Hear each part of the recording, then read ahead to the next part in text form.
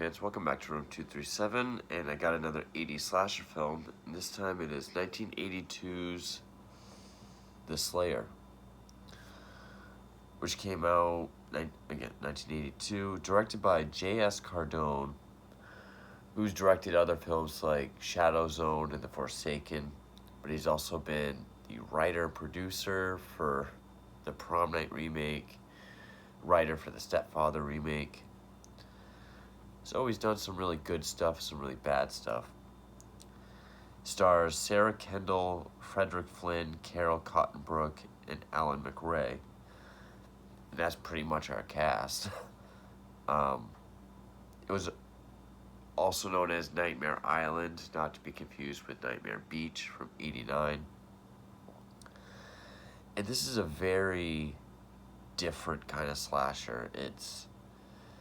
Some people probably say it's not a slasher because it's supernatural, or is it? In which case I say, well, then Nightmare on Elm Street isn't a slasher.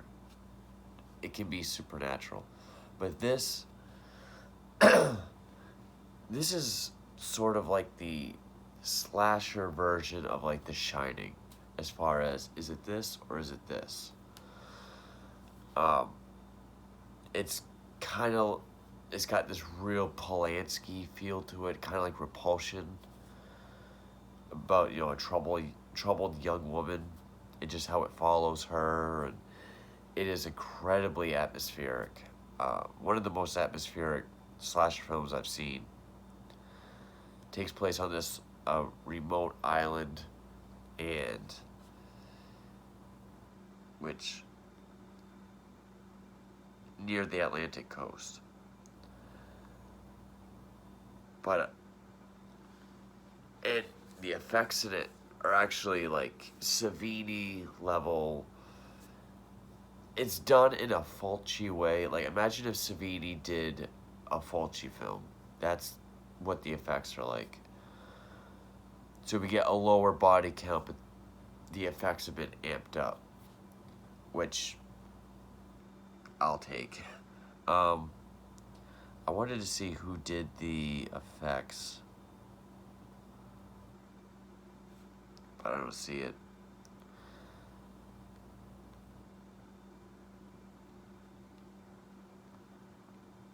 And it was made for $750,000. Now, of course, when it came out, it was seized as a video nasty, and actually it got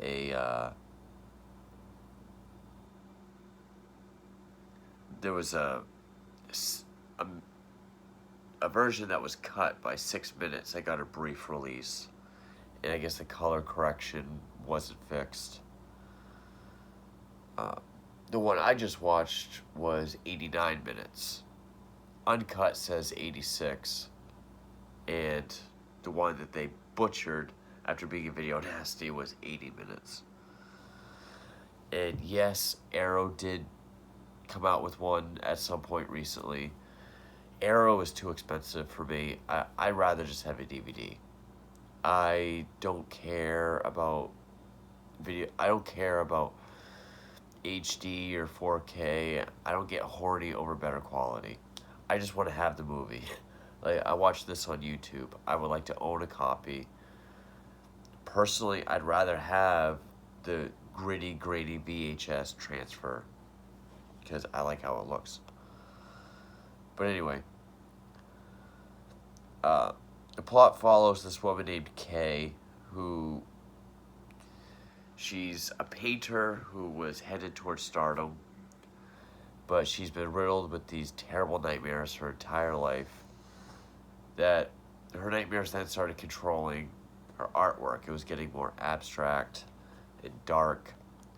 Her nightmares often feature gruesome deaths of her loved ones, whether it be by her or this unseen force. And now they're getting more and more consistent and more gruesome. So, fearing that it could be pressure and depression, her husband and her brother and his wife decided to take her out on a little vacation to this remote island off the Atlantic coast. And when they get there, strange things start happening, and Kay is unable to distinguish her dreams from reality. And we get a really vicious, mean-spirited, downbeat, atmospheric slasher film. A very different one. It's certainly not your set up a group of characters, have them get killed one by one, have a survivor at the end. It's not that kind. Um, you know, and the cinematography of this is so great because there's all these abandoned buildings and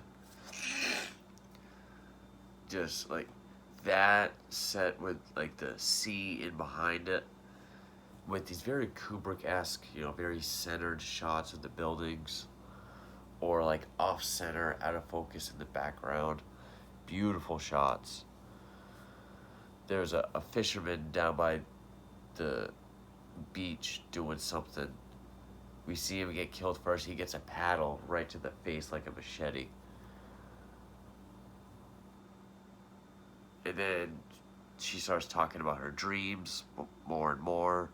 Her husband is getting more frustrated, saying, well, because she starts saying it's this place, this island, this house. It's making the dreams happen more. Husband gets really frustrated. And the effects on the husband's death is... I'm actually going to say spoilers, because if you're a slasher fan and you haven't seen this and you want to see something different and effective and well acted, go to YouTube and check it out. Because I'm going to be spoiling the hell out of this. But it is like The Shining, where there's multiple ways that, like The Shining, it's like, is it supernatural? Is it cabin fever? Did he get absorbed into the hotel? Different ways you can look at it with evidence to support each one. Go to YouTube and check it out. I really enjoyed it. Like the husband hears this noise out in the boathouse. Is that what it was? The boathouse, right? They're all very dilapidated buildings. Playhouse. I don't know what a playhouse is, but he goes up the ladder. There's this trap door, and it crashes down on him. Great effect. I mean, we see him still kind of with all the blood and viscera, and just really great. Underneath we just see his body kind of twitching. She has a dream that she wakes up. He's got the blanket up to here. She kisses him. When she rips the blanket down, it's just his decapitated head. And she's just being driven more and more crazy. Originally, they were left on the island because the pilot had to get back because there was going to be this hurricane, and he didn't want to be stranded. But her brother seems to think the pilot is still on the island. He brought him there to kill them all. Which could be supported because he is seen later on in the film, like he never left the island. Or it could be Kay. It could be the supernatural force because it always happens when she's asleep. Or it could be Kay in this... what's the word I'm looking for? Somnambulistic trance, because it happens when she's asleep. So is she sleepwalking and doing it from her dreams? There's evidence for each one. It's done very well. So of course her brother and her sister-in-law are looking for her husband. Her brother goes out to get more flares. He gets this rope thrown on him and dragged into the sea. Her sister-in-law eventually is out in the boathouse, and you get this great death where she's, She hears something, and we kind of just see the growing terror on her face, and then she screams, runs around the boathouse, about to jump out the window, and we see this pitchfork coming, and we just see the forks coming out of her chest, and we don't just see it like go through her and stick out. We see them retract and get pulled back with blood spraying out. It happens just as lightning flashes. Again, great scenes. The shot when Kay goes in the playhouse and finds her husband's hanging body, decapitated body. It's just got this isolated Kubrick look to it because it's just how centered the building is. And just like the color palette's very dull, kind of muted, at least on the building. She goes in, finds his decapitated body. This was before the other two murders, I believe, if I remember correctly. But after her sister-in-law gets killed, Kay wakes up on the beach next to her dead body. Believes the supernatural forces are after her.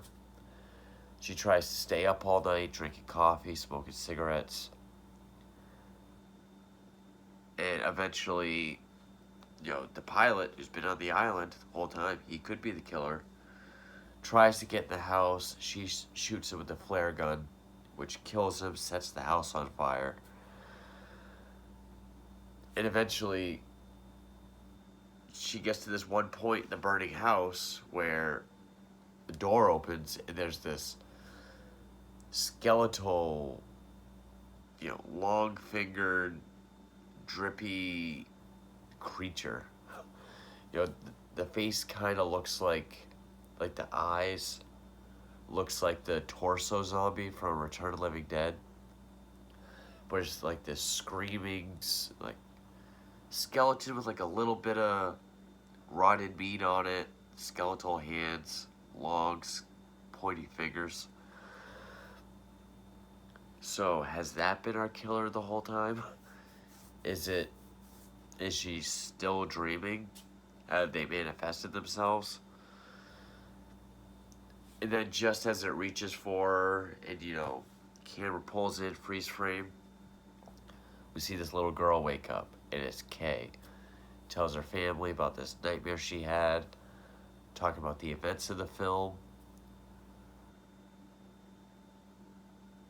So, did everything we just see, was that just another dream? Because it established she had these dreams since she was a child. And to be honest, I don't really have an opinion for which one it is. I like the fact that there's all those choices. I like that it's that open.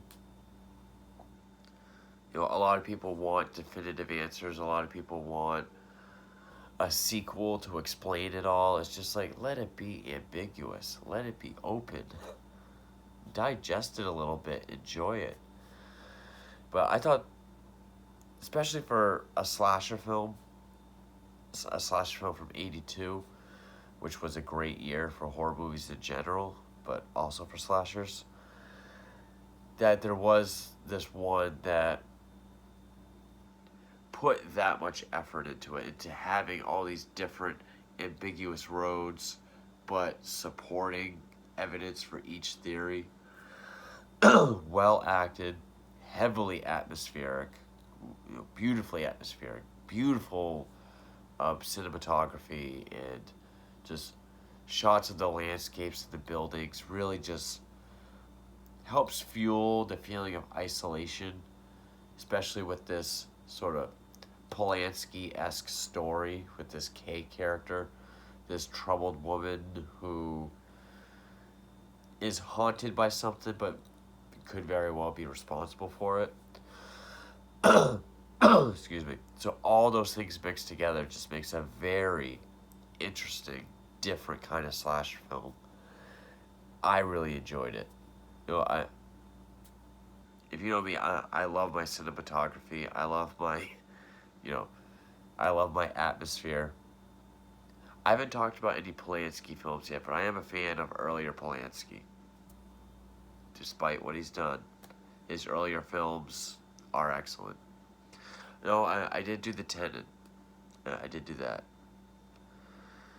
And I love it is well acted, and I love the ambiguity. I love how it's not just, okay, this person suffered something years past, triggered by something, they're killing, revealed who it is, killed off, survivor. I thought this was fairly original, really fresh feeling. It was supernatural, but in a way less supernatural than, say, Elm Street, depending on which route you go with what's been going on. I really enjoyed this movie. It's one of the better slasher films I've seen. Probably the best I've seen since Don't Go in the House. As far as this marathon goes, it's one of my favorites since Don't Go in the House. I really enjoyed it. There's a lot to like. There's a lot to admire. There's a lot to separate it from other ones. And unfortunately, it's an underrated, underseen gem. I guess because it's not your typical formulaic slasher film. But anyway, I really enjoyed it. Slasher 19... have I been calling it Slasher this whole time? The Slayer. The Slayer, really good movie. I enjoyed it. Thank you for watching.